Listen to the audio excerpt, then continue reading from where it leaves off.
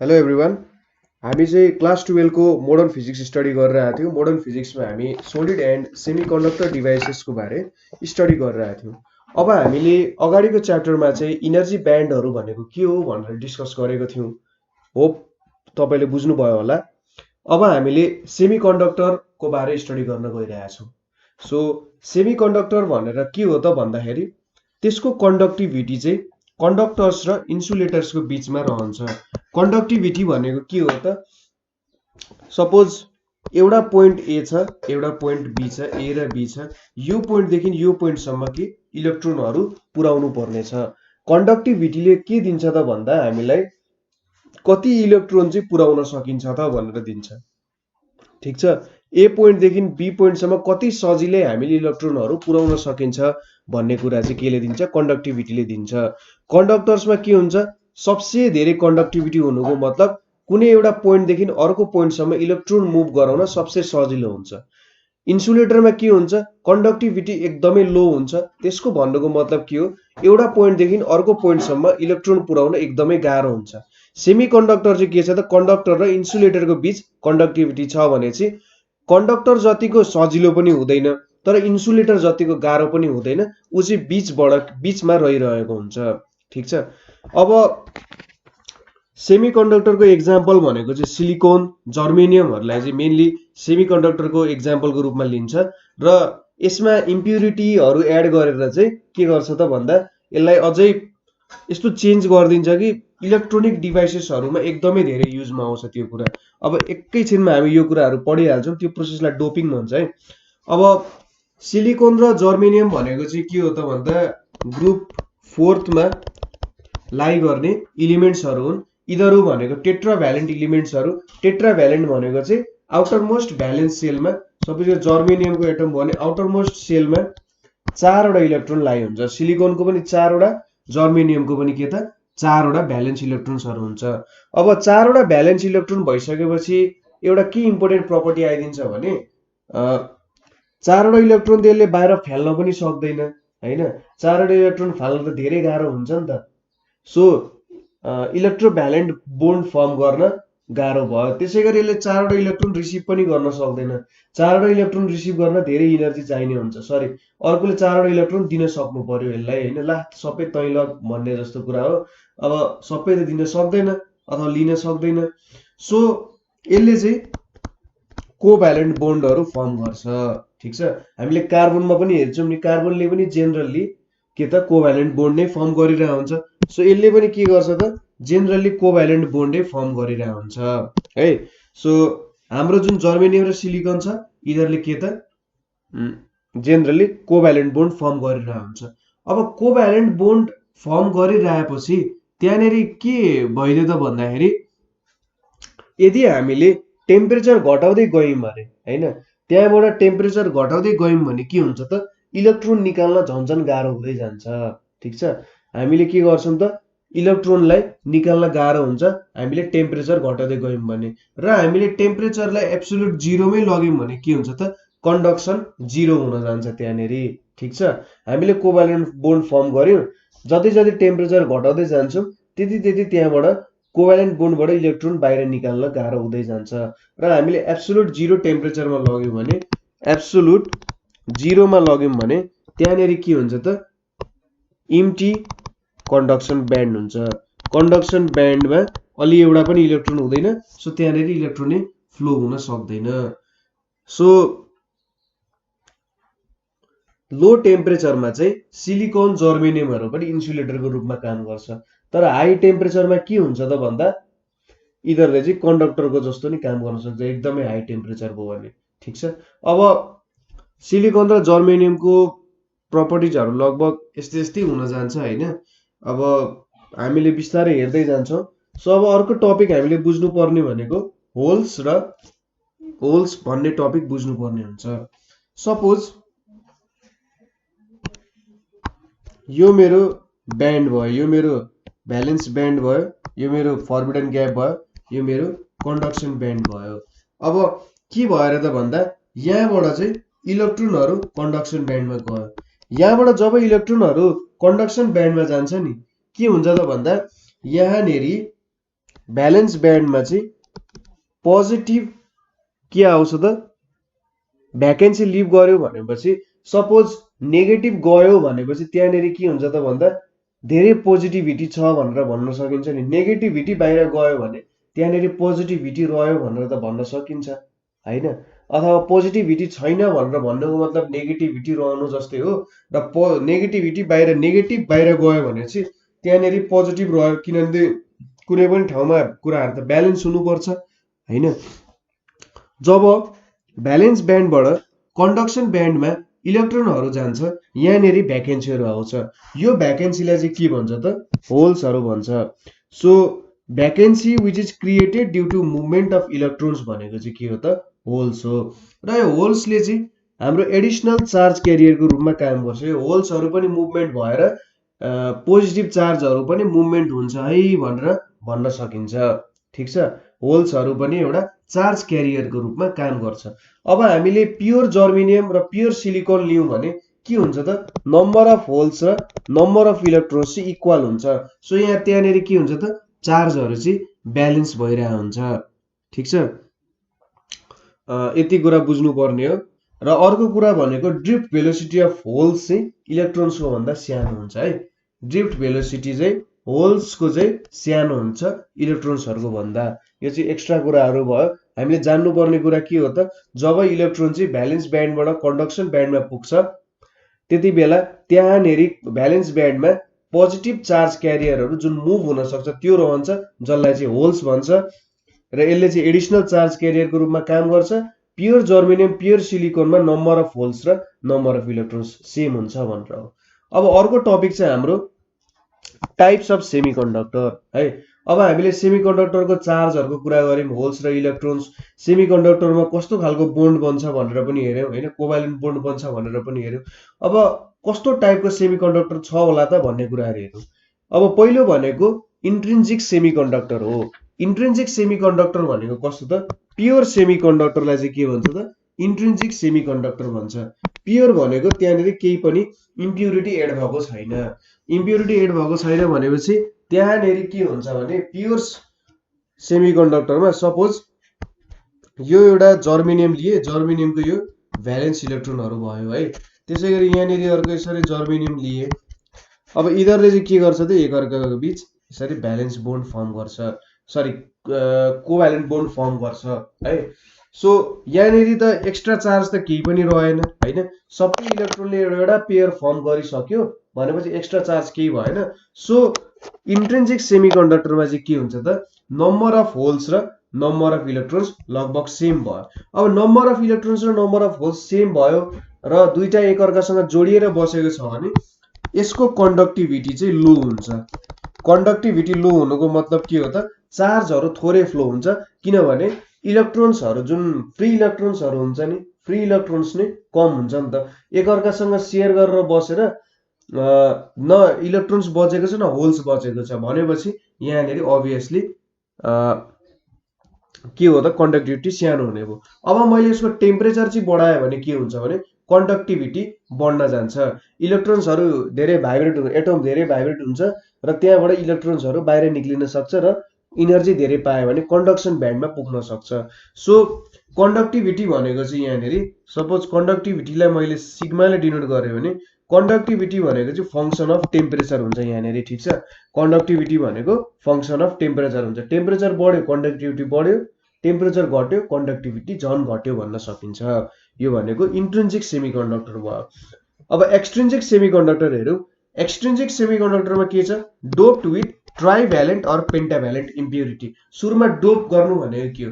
Dope गर्नु भनेको कुनै पनि प्योर सेमिकन्डक्टर कुनै पनि इन्ट्रिन्जिक सेमिकन्डक्टरमा हामीले इम्प्युरिटी हाल्दियौँ भने अशुद्धता हाल्दियौँ भने त्यहाँनिर के हुन्छ त त्यसले एउटा एक्सट्रिन्जिक सेमिकन्डक्टर फर्म गर्छ।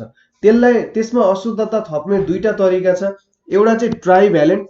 ट्राइभ्यालेन्ट भनेको भ्यालेन्स सेलमा, सो ट्राइभ्यालेन्ट भनेको भ्यालेन्स सेलमा तीनवटा इलेक्ट्रोन छ, अथवा पेन्टाभ्यालेन्ट। पेन्टा भनेपछि भ्यालेन्स सेलमा पाँचवटा इलेक्ट्रोन छ। सो इन्ट्रिन्जिक सेमिकन्डक्टरलाई एक्सट्रिन्जिक बनाउनको लागि त्यहाँनिर हामीले यदि भ्यालेन्स सेलमा तीनवटा इलेक्ट्रोन भएको अथवा भ्यालेन्स सेलमा 5 वटा भएको इलेक्ट्रोन चाहिँ हाल्दियौँ भने त्यसले के दिन्छ त हामीलाई एक्सट्रिन्सिक सेमिकन्डक्टर दिन्छ।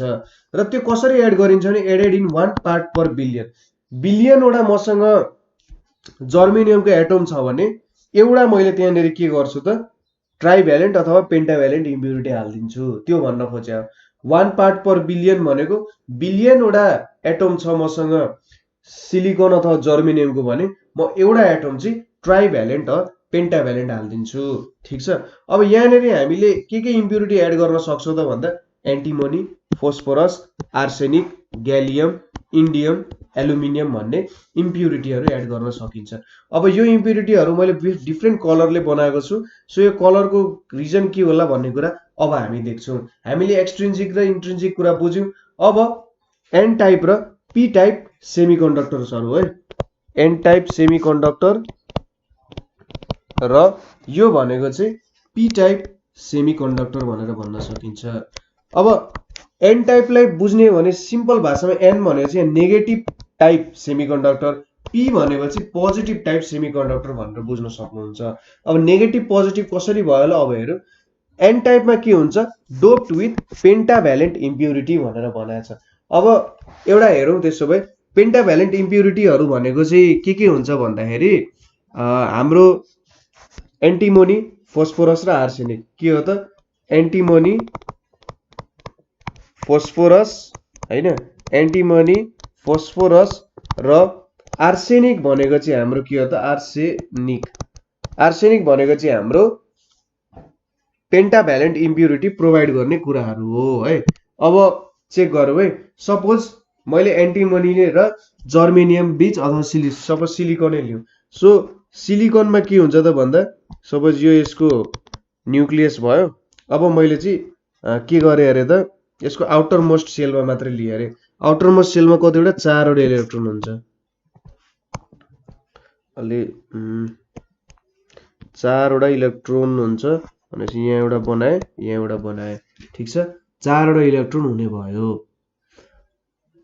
अब यहाँनिर के हुने भयो त आर्सेनिक भयो यहाँ हैन। अब सपोज अलि ठुलो भयो जस्तो छ, अलि सानो बनाऊ है। सपोज यो हाम्रो आर्सेनिक भयो। यहाँनिर उसको 4 वटा इलेक्ट्रोनहरू यसरी रहेको छ। सरी 5 वटा, 1 2 3 4 यहाँनिर 5 वटा भयो। अब वरिपरिबाट सिलिकनले घेरेको छ है। सिलिकन अर्को कलरले बनाउँदा ठिक होला। यहाँनिर सिलिकनको मिडल एटम भयो। यहाँनिर अब सिलिकनको 4 वटा इलेक्ट्रोन 1 2 3 4 वटा। त्यसै गरी यतापट्टि पनि सिलिकन यसरी 1 2 3 4। यसको अर्कोतिर पनि सिलिकन 1 2 3 4 वटा भयो है। त्यसै गरी यो भागमा पनि सिलिकन छ 1 2 3 4। अब हेरौँ।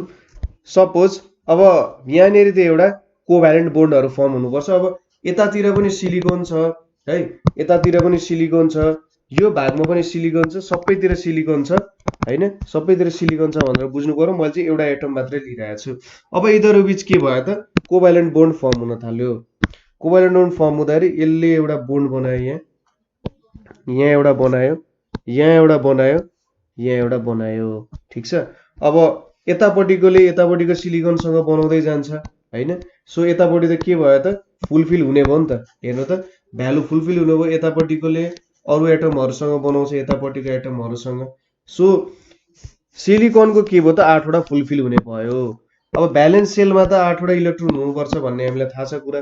अब यहाँनिर हेर्नुहोस् त के भयो त भन्दाखेरि आर्सेनिकको जुन एटम छ यसको पनि 8 वटा फुलफिल भयो, तर उसको एउटा इलेक्ट्रोन बाँकी रह्यो। ठिक छ। यो एउटा इलेक्ट्रोन बाँकी रहनुको मतलब यो एउटा फ्री चार्ज भयो यहाँनिर, यो कुनैसँग एसोसिएटेड छैन। यस्तै गरी हामीले अर्को यहाँनिर एन्टिमोनीको एटम लिने हो भने उसको पनि एउटा खाली नै हुन्छ। सो यसरी एउटा एउटा फ्री इलेक्ट्रोनहरू आउँदै गइरहेछ। सो यसको मतलब के भयो त यहाँनिर हामीले एन्टिमोनी चाहिँ एज ए इम्प्युरिटी हाल्दियौँ भने इलेक्ट्रोन्सको नम्बर चाहिँ एकदमै धेरै हाई हुने रहेछ। किनभने प्रत्येक एउटा एन्टिमोनी एटमबाट एउटा एउटा इलेक्ट्रोन बचिरहेछ भने यसले के देखाइदियो त भन्दा इलेक्ट्रोनको नम्बर चाहिँ ज्यादा हुने भयो हैन। सो इलेक्ट्रोनको नम्बर ज्यादा हुने हो भने यहाँनिर यसले के गर्दियो त एउटा इलेक्ट्रोनहरू फ्री इलेक्ट्रोनहरू धेरै क्रिएट गर्छ, ठीक छ। एन टाइपमा फ्री इलेक्ट्रोनहरू धेरै हुने भयो। अब फ्री इलेक्ट्रोन धेरै भएपछि के हो त मेजोरिटी चार्ज क्यारियर र माइनोरिटी चार्ज क्यारियरको कुरा आउँछ। सो मेजोरिटी चार्ज क्यारियर के हुने भयो इलेक्ट्रोन, मेजोरिटी भनेको धेरै, यहाँनिर फ्री इलेक्ट्रोन त धेरै हुन्छ हैन। यसरी प्रत्येकबाट फ्री इलेक्ट्रोन एउटा एउटा रहिरहेछ भने त धेरैवटा फ्री इलेक्ट्रोन हुने भयो। सो धेरै चार्ज त इलेक्ट्रोन हुने भयो, होल्सको नम्बर भन्दा इलेक्ट्रोन्सको नम्बर चाहिँ ज्यादा हुने भयो। सो मेजोरिटी चार्ज क्यारियर भनेको फ्री इलेक्ट्रोन हुने भयो र माइनोरिटी भनेको होल्स हुने भयो। सो यो भनेको चाहिँ एन टाइप सेमिकन्डक्टर हुने भयो, नेगेटिभ टाइप सेमिकन्डक्टर भन्न पनि सकियो यसलाई, किनभने यहाँनिर मेजोरिटी चार्ज क्यारियर भनेको इलेक्ट्रोन छ, ठीक छ। यसलाई हामीले नेगेटिभ टाइप बनाउनको लागि पेन्टाभ्यालेन्ट इम्प्युरिटी युज गर्दो रहेछौँ, यसरी बुझ्नु पर्यो है। अब यहाँनिर इलेक्ट्रोनको डेन्सिटी होलको डेन्सिटी भन्दा ज्यादा छ भन्ने कुरा पनि बुझ्नु पर्यो। अब पी टाइपमा के हुन्छ होला त, हामीले यहाँनिर ट्राइभ्यालेन्ट इम्प्युरिटी भनेको ग्यालियम है, इन्डियम, त्यसै गरी एल्युमिनियमहरू हाल्छौँ भने त्यो भनेको हाम्रो ट्राइभ्यालेन्ट इम्प्युरिटी हुन्छ। सपोज अहिलेकै जस्तो एक्जाम्पल सोचौँ, यहाँनिर मैले एल्युमिनियम लिएँ अरे, यो एल्युमिनियममा कतिवटा छ त 3 वटा यसरी इलेक्ट्रोन छ। अब वरिपरि सिलिकनहरूको छ, सो यो सिलिकन लेखेँ मैले, यहाँ वरिपरि 1 2 3 4, यतापट्टि यो सिलिकन भयो 1 2 3 4, यहाँ पनि 1 2 3 4 सिलिकन, त्यसै गरी यहाँनिर पनि सिलिकन 1 2 3 4। अब यो यहाँनिर के हुन्छ त, यो र यो बीच एउटा बोन्ड फर्म भयो, त्यसै गरी यहाँनिर पनि एउटा बोन्ड फर्म भयो, यहाँनिर पनि एउटा बोन्ड फर्म हुने भयो। अब यहाँनिर के भयो त, यिनीहरू दुईटा बीच पनि के हुनुपर्ने हो, बोन्ड फर्म हुनुपर्ने हो हैन। यहाँनिर बोन्ड फर्म हुनुपर्ने हो, फर्म पनि हुन्छ। यसलाई त के चाहिएको छ, दुईटा इलेक्ट्रोन चाहिएको थियो, तर यहाँनिर एउटा मात्रै इलेक्ट्रोन पायो, यहाँनिर एउटा ठाउँ खाली हुने भयो। यो जुन खाली ठाउँ छ यसले मलाई के दियो त एउटा पोजिटिभ चार्ज दियो, ठीक छ। अरू सबैतिर भरिन्छ यहाँनिर है। बुझ्नुभयो होला कुरा के भन्न खोजे, यहाँनिर केवल ट्राइभ्यालेन्ट इम्प्युरिटी हाल्दाखेरि 1 bond as vacancy of electrons or एउटा होल आयो। सो यो बोन्डमा चाहिँ के भयो त, एउटा इलेक्ट्रोनको भ्याकेन्सी आयो, इलेक्ट्रोनको भ्याकेन्सी आउनुको मतलब के हो, यहाँनिर होल्स आयो। अब यसरी अरू एटमहरू हेर्दै जाने हो भने, मैले अरू एटम हेर्दै गयो भने पनि त यहाँ पनि त्यसरी 3टा हुन्छ, एउटा के आइदिन्छ त यहाँनिर पनि हाम्रो होल्स आइदिन्छ है।